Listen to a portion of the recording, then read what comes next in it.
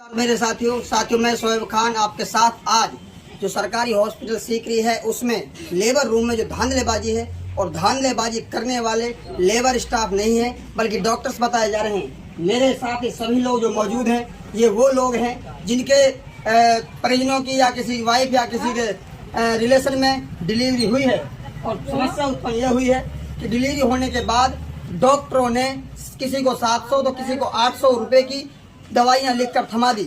ये लोग दवाइयां लेकर भी आए और जब बाद में किसी ने आपत्ति की भाई ये दवाइयां फ्री मिलती हैं, कोई समझदार आदमी था तो जब आपत्ति दर्ज की तो उन डॉक्टरों से हॉस्पिटल में जब मामला आया तो डॉक्टरों ने उसको दबाने के लिए उस दवाइयों को वापस कराया। हम इन सबसे बात करते हैं हाँ कि किस प्रकार से दवाइयाँ मंगाई है और किस प्रकार से दवाइयों के गत्ते रख लेते हैं डॉक्टर ताकि उन गत्तों को दिखाकर अपना कमीशन वापस ले लें। ये इनका आरोप है। ये हम एक एक से बात करेंगे। हाँ, तो आपके जो डिलीवरी हुई है कौन है वो?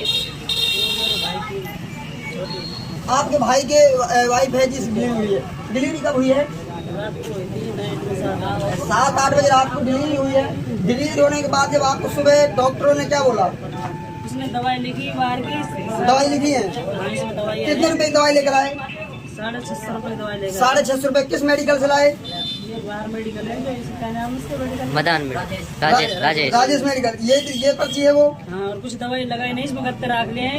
ये पर्ची है जिस पर दवाइयाँ लिखी, कुछ दवाइयाँ लगाई नहीं। ये कुछ भी दवाई नहीं लगाई। ये इंजेक्शन था। सील किसने तोड़ी इसकी? डॉक्टर साहब ने तोड़ी। सील भी डॉक्टर साहब ने तोड़ी है। और उसके बाद ये बहुत सारी इसमें दवाइयाँ हैं। ये वापस बाद में वापस भी कराई थी कुछ भी वापसी नहीं करा इसमें। बाद में कोई वापसी नहीं कराई। तो आपके साथ ये 7 रुपए दवाइयाँ आई टोटल 650 रुपए दवाइयाँ आई थी। और जब विवाद हुआ तो आपकी वापस भी नहीं हुई। आपका क्या नाम है? सलीम। कहाँ से हो आप? घर तेज की से। क्या नाम है जिसकी डिलीवरी हुई है? मेरी वाइफ वाइफ क्या नाम है?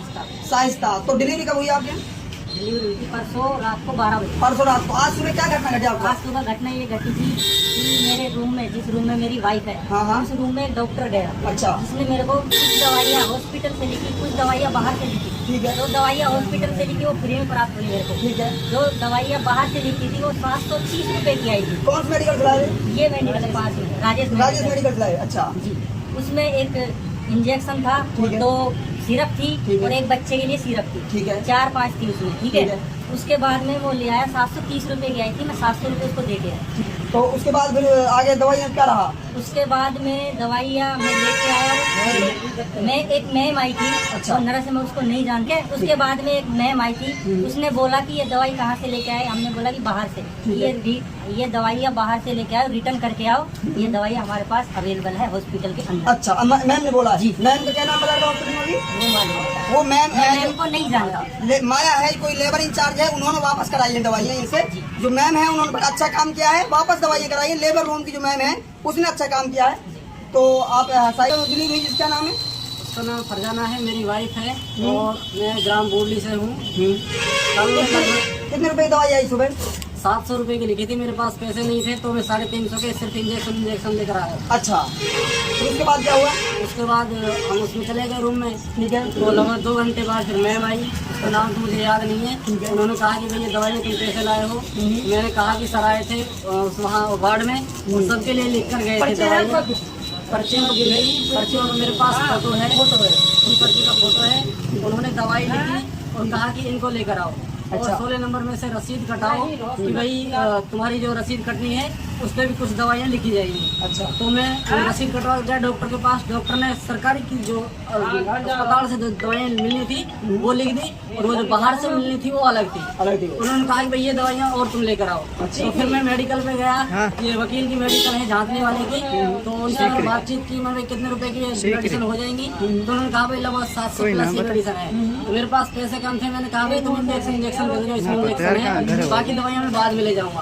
उसके बाद मैं दवाइयाँ लेकर अपने वार्ड में चला गया, वहाँ पे जहाँ पे हम ठहरे हुए हैं, जच्चाएँ जहाँ पर है तो कुछ समय बाद मैडम आती है और वो कहती है कि भाई ये दवाइयाँ हॉस्पिटल में अवेलेबल हैं और इनको बाहर से लाने की कोई आवश्यकता नहीं है, इन दवाइयों को वापस कर कर आओ। माया मैम है जो उन्होंने बोला। हाँ, उसके बाद हम इकट्ठे हुए और हम सब अपनी दवाइयों को लेकर उस डॉक्टर के पास गए जिन डॉक्टरों ने लिखी थी। हमने उनसे बातचीत की कि भाई ये तुमने दवाइयाँ लिखी हैं, मैडम बोल रही है यहीं पर अवेलेबल है, आपने दवाइयाँ क्यों लिखी, अब बताओ। हमने कुछ गत्ते भी आपने रख लिए। हमारे साथियों के साथ हुआ यूँ कि जब वो दवाइयाँ लेकर आए थे तो उस डॉक्टर ने जो गत्ते थे इंजेक्शन के ऊपर उनको निकाला और अपने पास पटक लिया, खाली शीशी की सील तोड़कर हमें थमा दी। देखो ये गत्ते जो रखे हैं ये हो सकता है कमीशन का खेल हो कि ये दवाई आपसे गई है, इनका कमीशन आप हमें दे दो, ऐसा हो सकता है। मैं अंदाजा लगा सकते हैं हम लोग। अन्यथा गत्ते क्यों रखते हैं वो लोग, इस चीज का तो हमें मालूम नहीं क्यों रखते हैं गत्ता।